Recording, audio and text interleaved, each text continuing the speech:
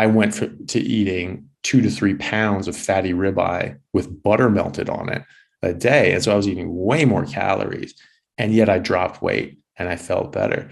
What are your thoughts on the whole calories in, calories out idea?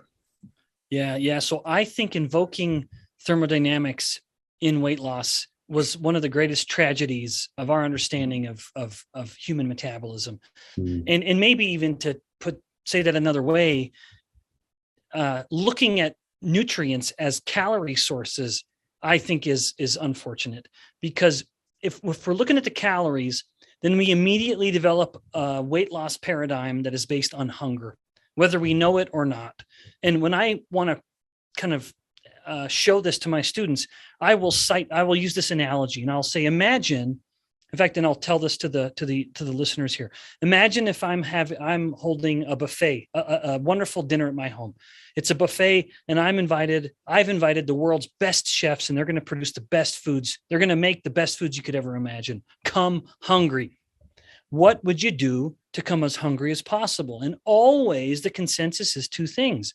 My students always say this. They would eat a little less in the days before, and they would exercise a little more. And I say, you're exactly right. That would help you come to this glorious buffet as hungry as possible.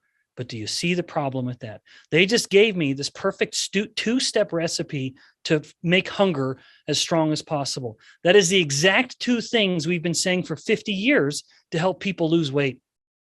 Yep, eat less, exercise more. That's a great way to be really hungry. And that means if you use those two same steps in order to lose weight, sure, you'll lose a little bit of weight initially, but hunger always wins, and you're going to get off and you're going to gain it all back and then some. So a hunger, to take this down kind of into my neck of the woods, you look at what happens at a fat cell and you say, I want to shrink that fat cell. You can shrink a fat cell through two different ways. I promise this is relevant. One is low energy. If you deprive a fat cell of nutrients, it will shrink. Now, of course, there's a problem at the body, namely the brain, and that is that it's going to start to get push hunger. Conversely, an alternative way of shrinking a fat cell is lowering insulin. Because if you lower insulin now, even if you're eating a lot, you can't stop the fat cell from breaking down its fat and leaking it out. So even if you're eating a lot and there's still fat coming in, it likely will not match the rate at which the fat is coming out in order to be burned. And even just purely caloric discussion, when insulin is low, metabolic rate is higher. So your metabolic rate does go up to the tune of about 300 calories per day. That's pretty significant. You know, that's like going out and running. I don't even know. I don't run 5 miles maybe or so. But this is now all of a sudden you don't have to do it at all. It's just doing itself. And so that's one thing. If you're focusing on a low insulin approach, it doesn't have to be a hunger-based approach, which is very valuable because you can't beat hunger. You got to be satisfied. Otherwise, you'll never stop eating. 2, when insulin is low, your metabolic rate is higher. So let's say you're eating more calories than your body needs. Well, that's okay because you're pushing out more calories than normal. And then 3rd, when you're making ketones, you're also excreting ketones. And as I said earlier, ketones have a caloric value. And so if someone's in ketosis and now they're breathing out ketones or urinating out ketones, they are pushing out actual caloric loaded molecules from their body. And these are calories that didn't need to be burned and didn't need to be stored. You just wasted them. So you introduce this kind of 3rd avenue when it comes to the bioenergetics of the body, which is just wasting energy, where you're just dumping ketones out back into the atmosphere, if you will. And those are actual calories that used to be stored in your fat that you didn't have to exercise harder in order to burn them in your muscle. You just dumped them from your body. That is how determined the body is to reconcile energy when insulin is low.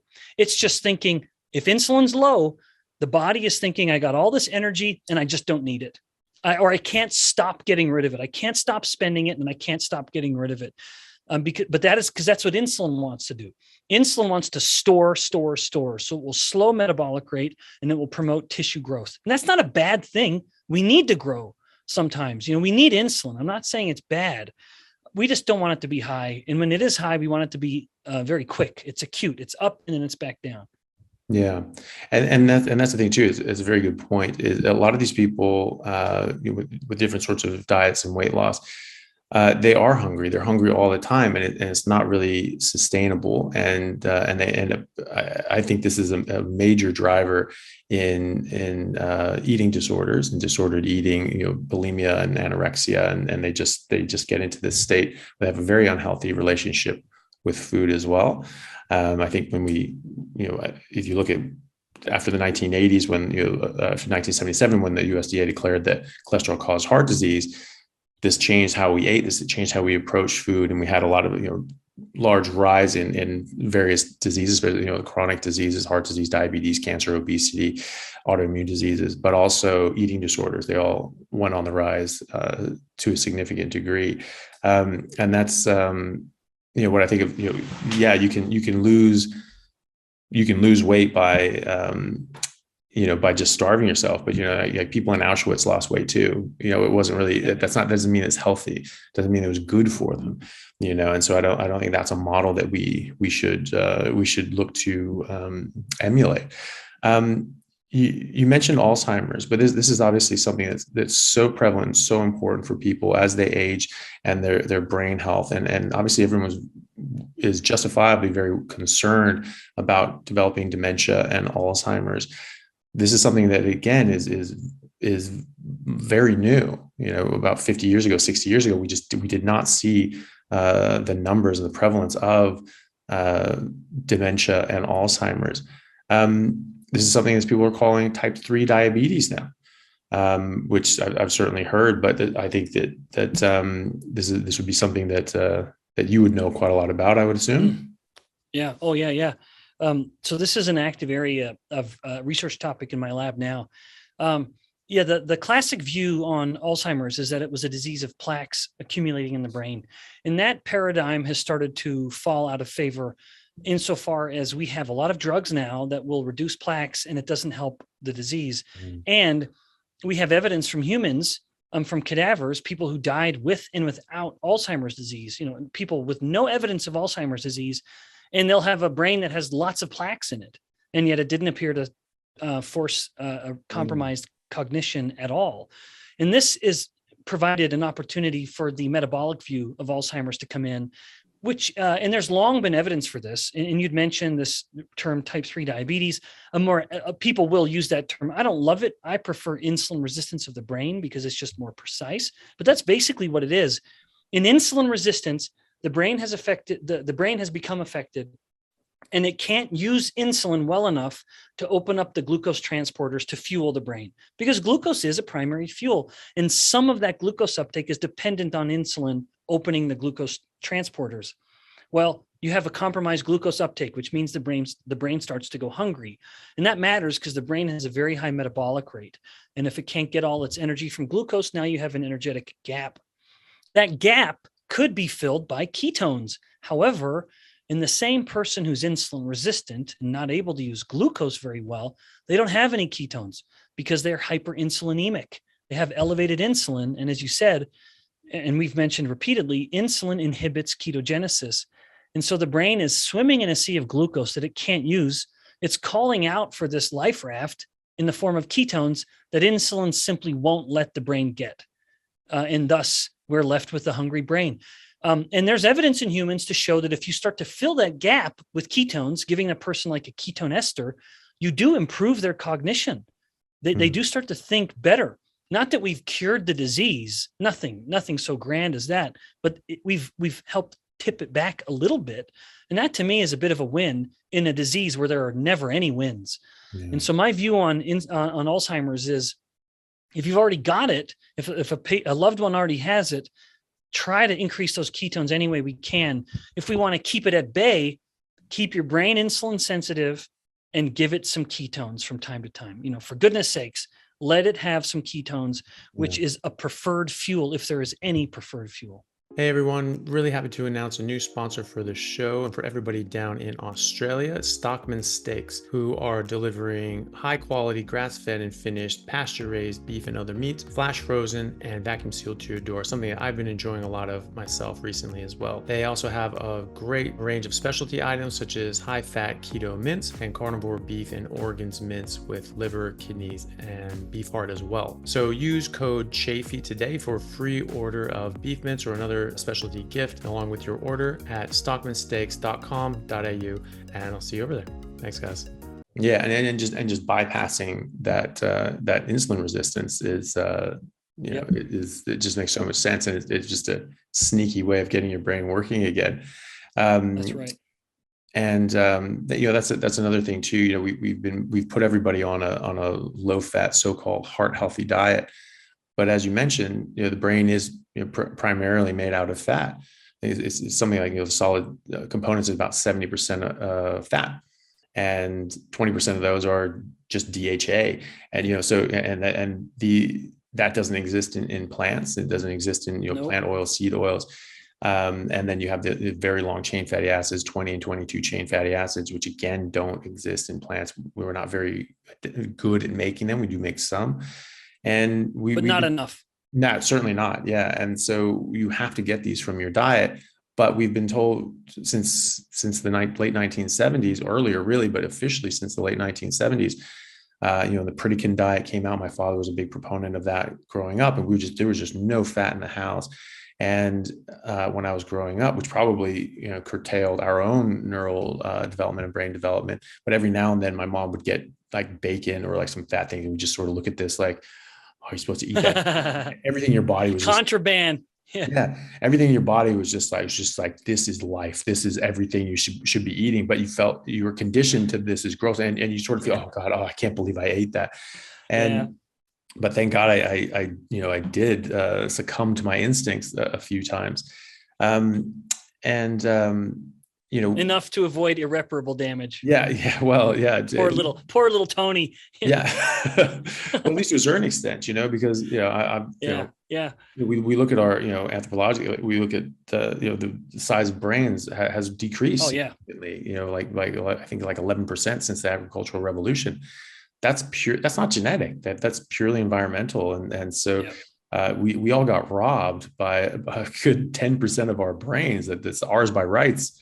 And that bugs me. But what bugs me more is that, now, people are just not eating fat, and I think their brains are decaying and not able to maintain and rebuild their brain to an extent that it starts to atrophy. We have MRIs that you just have aging brains and they atrophy, and they get so much more shrunken down than you would believe. You look at a kid's MRI, it's just every corner of the skull is just packed and just stuffed in with brains.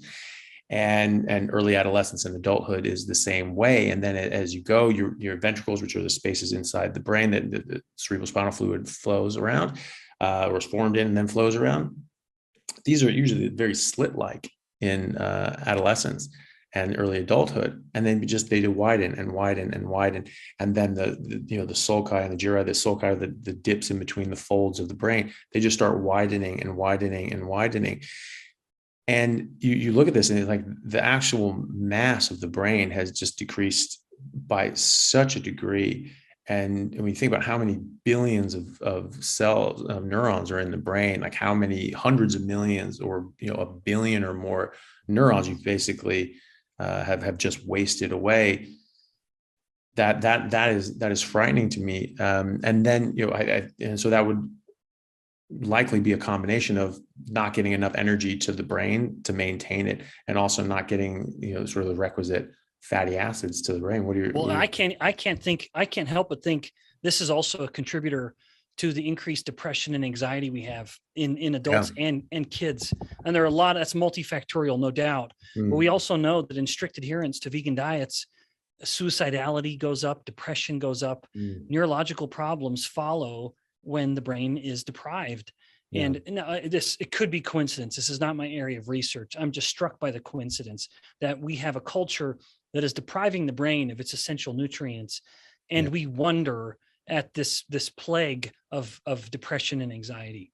Yeah, well, but you're exactly right. Because there actually have been studies and published in psychiatric journals looking at even things as schizophrenia and different sorts of psychiatric issues. This is actually benefited by putting people on at least a ketogenic or even just an elimination diet, and specifically with depression, cholesterol has been implicated, or at least strongly associated with depression and anxiety. So lower LDL cholesterol is associated with a much higher rate of depression. And interestingly enough, people with low LDL cholesterol and depression have a much higher rate of suicide. So this is something that psychiatrists are now pushing their depressed patients to get their cholesterol up. And thankfully, this is sort of coming around, but there's still so many doctors. And obviously, most people in the public, they still are in this idea and mindset that fat is bad for you, cholesterol is going to kill you. But unfortunately, doctors are still thinking this, and it's just like this has been out. The Journal of American Medical Association published in 2015 that this was a hoax, that this was bought and paid for by the sugar companies, that cholesterol was never even associated with heart disease, and so this is out there, but yet they're not looking at that. No, it's a slow moving ship, and it's taking time to turn around. But there are those of us that are on speedboats, and we've already turned it around. Yeah. When the bodies become insulin resistant for a period of time on purpose, it still is both of these aspects. It's insulin is altered in how it's working, and blood insulin levels are elevated. In other words, hyperinsulinemia. And a perfect example of this, Anthony, when we look at these two sides of the coin, it's to look at the two most common forms of infertility in